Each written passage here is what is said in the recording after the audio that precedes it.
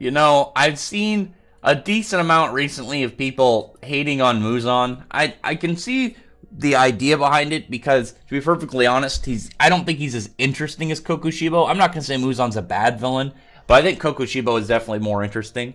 But I've mentioned before, I think with Muzan, it's supposed to be more of like you're fighting the base roots of the demons and not like, some individual. It's more of this like root cause. You're fighting the source of the infection, which is cool in concept. I think it'll work really well for just like a big boss fight when the anime's doing it. It'll probably be paced like a lot faster because obviously you're watching an animation, so it's not gonna feel nearly as long.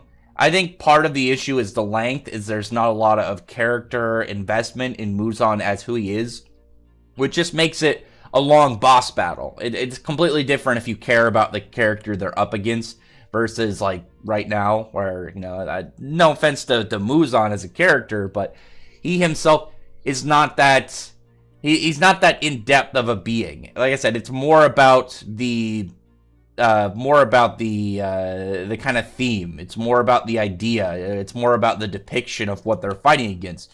He's more of just this monster of monsters that the demon slayers have to put in their all to defeat. They have to put in every single scrap of effort they're gonna have in order to defeat him. And even have just like Tanjiro, his arm is like just destroyed, but he's still got one arm left. He's got his blade just like right into the maw of like Muzan's big chest mouth, and he's like, he wants his blade to turn red, and then the second hand just grabs onto his sword, and then here's Gyu, who they're just charging in everything they've got, turning the blade red. Here comes the sun, and Muzan in his final efforts is like turning into like some big weird vampire fetus. I don't know what the creature's called. I know it's from Japanese folklore. I know that's what Mayuri, his Bankai is in Bleach. It looks like this big weird caterpillar baby, but I know it's like a Japanese folklore creature that like steals children or something. I'd have to look more into it, but I'm sure if you just kind of looked into Mayuri's Bankai, you'd find out what it's from, and then be able to base out the root kind of origins of this creature that they're using. But one thing I do like about it is it's showing like the desperation and the ugliness of him, and it's just showing that in his final moments, he's just this panicking, like flailing creature that is just trying to live, and it doesn't really care about anything around it. It's just trying to get away. Muzan made a bad choice in trying to fight these guys when he did. I think it's just his level of readiness and his level of thinking that he was all set up for taking the Demon Slayers down now was very foolish.